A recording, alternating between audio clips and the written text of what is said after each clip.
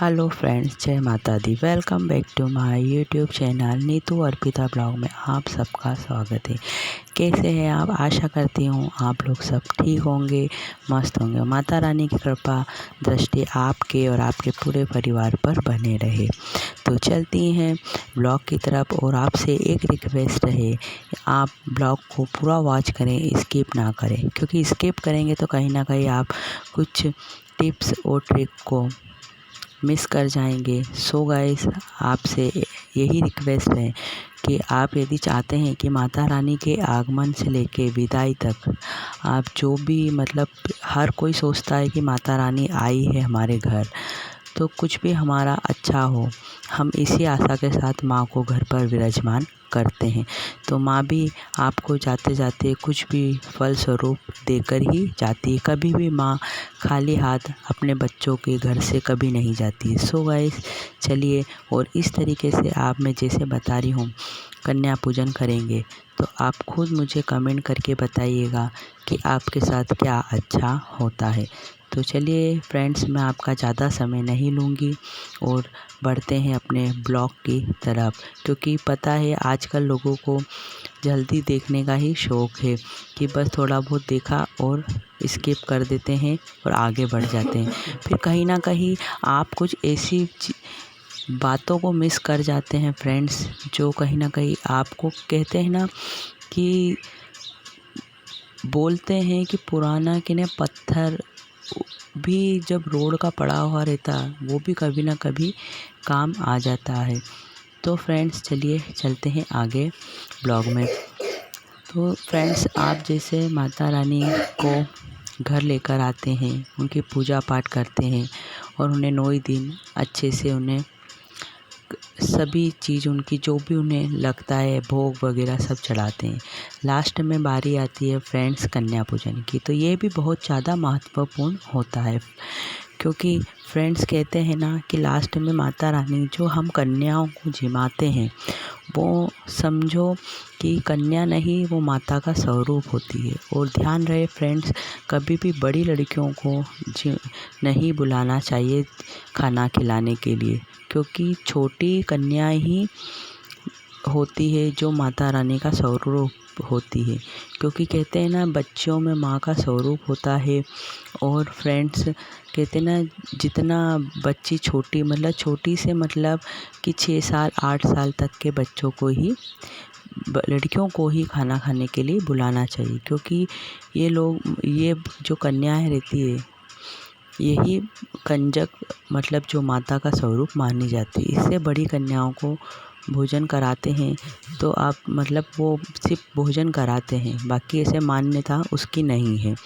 तो फ्रेंड्स, आप जब उन्हें अपने घर बुलाते हैं, निमंत्रण देते हैं और वो आपके घर आती है, तो जब आपको फ्रेंड्स इसके बाद मैं आपसे फिर एक रिक्वेस्ट कर रही हूँ आगे बात बोलने से पहले, कि इस ब्लॉग को पूरा वॉच कीजिएगा, क्योंकि अब मैं आपको कुछ ऐसी टिप्स और ऐसे ट्रिक्स बताऊंगी जो आप इस साल करेंगे तो डेफ़िनेटली अगले 6 महीने बाद आप मुझे प्लीज़ कमेंट करिएगा मेरे चैनल पे कि आपके साथ कुछ भी इन 6 महीनों में अच्छा होगा।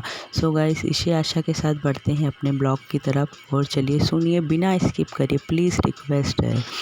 तो फ्रेंड्स, आपको जब हम कन्याएं हमारे घर आती है ना फ्रेंड्स, तो हमें उनके पाँव धुलाने चाहिए। सबसे पहले कन्याओं का पाँव ही धुलाना चाहिए। पाँव धुलाते समय आपको विशेष तौर पर ध्यान रखना है कि कितने ही लोग क्या करते हैं, केवल एक पानी ले लेते हैं थोड़ा सा और उसी में ही, तो नहीं फ्रेंड्स, उसमें परात में पानी डालकर उसमें भी पानी में थोड़ी सी हल्दी और कुमकुम थोड़ा सा डालकर और थोड़े से अक्षत के दाने डालकर और फिर उसमें कन्याओं के पाँव धुलाने चाहिए।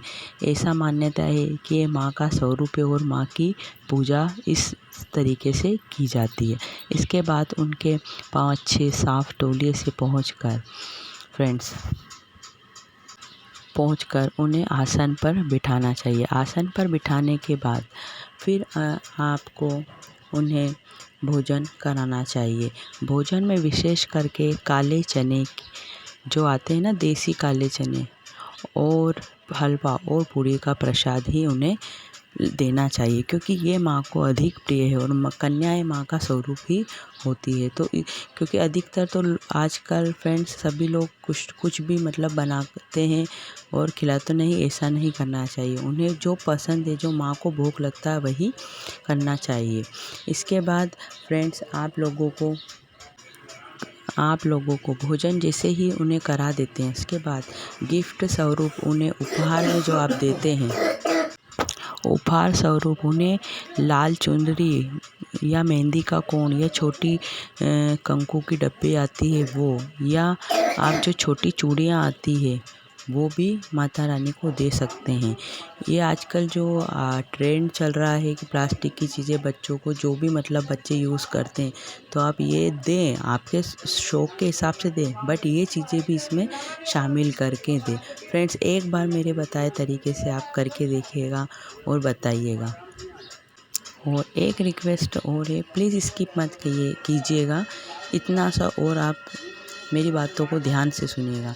क्यों विशेष उपाय और बताती हूँ मैं आपको कि जब आप पान के पत्ते पर एक सिक्का और छोटी जो गोल सुपारी आती पूजा की, वो रखकर आप कन्या को मतलब दक्षिणा देते हैं, तो आप खुद इस चमत्कार को आप एहसास करेंगे। फ्रेंड्स ये जो मैं बातें बता रही हूँ ये मैं हर साल करती हूँ और मुझे कुछ ना कुछ कहता है माता रानी ने कुछ ना कुछ गिफ्ट, या कहते हैं जो भी मतलब माता रानी ने कुछ भी अच्छा फल देकर ही जाती है। तो फ्रेंड एक बार मेरी रिक्वेस्ट है कि आप लोग एक बार इस करके देखिएगा और उस पे थोड़ा सा कंकु और चावल आप डालें और एक कटोरी में थोड़े से चावल आप लेकर उसमें थोड़ी सी हल्दी मिलाकर हल्के से पानी के छींटे देकर उस चावल को पीले कर लीजिए। और कन्याओं के जब आपके घर से विदा होने लगे, जब कन्याओं के थोड़े थोड़े हाथ में आप अपने घर में उन्हें दे दें और जाने से पहले वही चावल, वही जो आपने कन्याओं को दिए हैं, वही चावल आप आपकी झोली में उनसे डलवाएं। फ्रेंड्स आप इस तरीके से एक बार करके देखिएगा और मुझे कमेंट्स में बताइएगा कि आपको इससे क्या लाभ मिला है और आपकी जो भी मनोकामना है वो पूरी हुई या नहीं हुई। तो प्लीज़ मुझे कमेंट करके बताइएगा। और आप जब कन्याएं को जब फल देते हैं तो फल में आप नारियल और केला अवश्य दें, या तो नारियल दें या केला दें, क्योंकि केले में भगवान विष्णु का वास होता है और फ्रेंड्स नारियल में माँ लक्ष्मी का वास होता है। तो ये दोनों ही कहते हैं ना, विष्णु और लक्ष्मी, जब हम विष्णु को पूजते हैं तो लक्ष्मी कहते हैं ना ऑटोमेटिक हमारे साथ जुड़ेगी, क्योंकि पत्नी के बिना पति अधूरा रहता है और पति के बिना पत्नी, तो हमें तो दोनों को ही खुश करना है।